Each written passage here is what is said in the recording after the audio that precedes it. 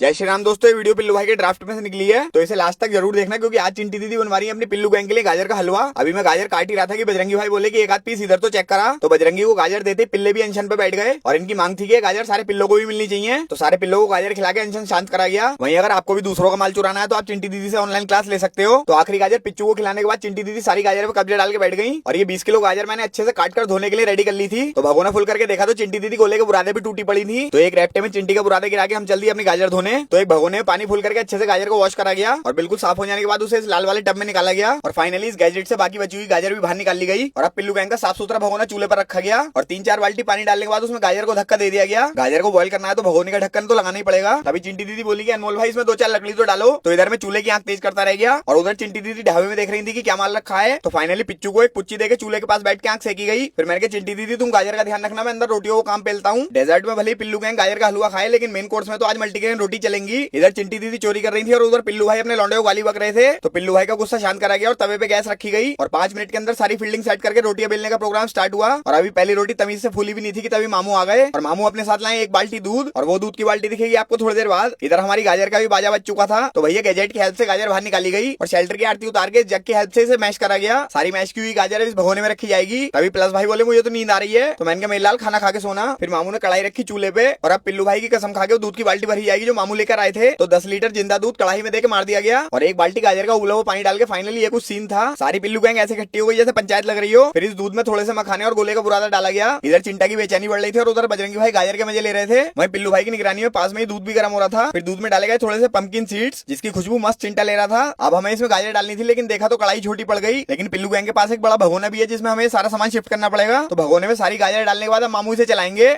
हलवे की शक्ल रबड़ी में बदल गई थी और इस गोल मट्ठे की शक्ल देख के तो मन में यही बात आ रही थी कि आज पिल्लू गैंग की चांदी कट गई। ढाबे में मामू रोटी सेक रहे थे और इधर पिल्लू गैंग बेताब बैठी थी कि चारों तरफ से खुशबू आ रही, कुछ तो दे दो। वही मालिक साहब चित पड़े थे मामू के पैरों में और अब डाला जाएगा पिल्लू गैंग के हलवे में 1 किलो मावा। तभी सारे पिल्ले बोले कि हमें तो एक बाइट मावे की ऐसी लगवा दो। तो सारे पिल्लों को मावे की एक बड़ी सी बाइट देने के बाद पिल्लों के बाप को भी मावा खिलाया गया और फिर खाया बची हुई पिल्लू गैंग ने। इधर 3 लेडीज सोच रही थी कि क्यों ना इस भगोने में कूदा जाए। तो मैंने कहा बस अब इंतजार की घड़ी खत्म हुई लौंडो, कुछ ही देर में हलवा ठंडा होते ही तुम्हारा काम 25 होने वाला है। तो फाइनली गैंग का हलवा ठंडा हुआ और प्रसाद वितरण चालू हुआ और यकीन मानिए दोस्तों, एक तो दोपहर से भूखे ऊपर से नंगे ऐसे टूटे गाजर के हलवे पे जिसे देखते ही हमारा दिल खुश हो गया। पूरी पिल्लू गैंग गाजर के हलवे का मजा ले रही थी और पिच्चू भाई देख रहे थे कि पापा अनमोल भैया की गोदी में गाजर का हलवा खा रहे हैं। इधर चिंटी दीदी माल लपेटने में लगी हुई थी और उधर हमने बॉनफायर स्टार्ट कर दी थी। सबसे जरूरी दोस्तों एक बात आपको बता दूं, हमारी पिल्लू गैंग में जितने भी मेंबर है वो 100% इंडियन ब्रीड है, जिनकी इम्यूनिटी बहुत ही ज्यादा स्ट्रॉन्ग होती है और ये कुछ भी खा सकते हैं। तो इस हलवे में डली किसी भी सामग्री से हमारी पिल्लू गैंग को बिल्कुल भी कोई दिक्कत नहीं है। तो सबने हलवा खा लिया था तो एक बार और रिफिल करा गया और लास्ट में 1 कटोरी हलवा बचा था अपने बजरंगी का। तो आपको भी हमारी पिल्लू गैंग की वीडियो अच्छी लगी हो तो शेयर जरूर करें। बोलो हर हर महादेव।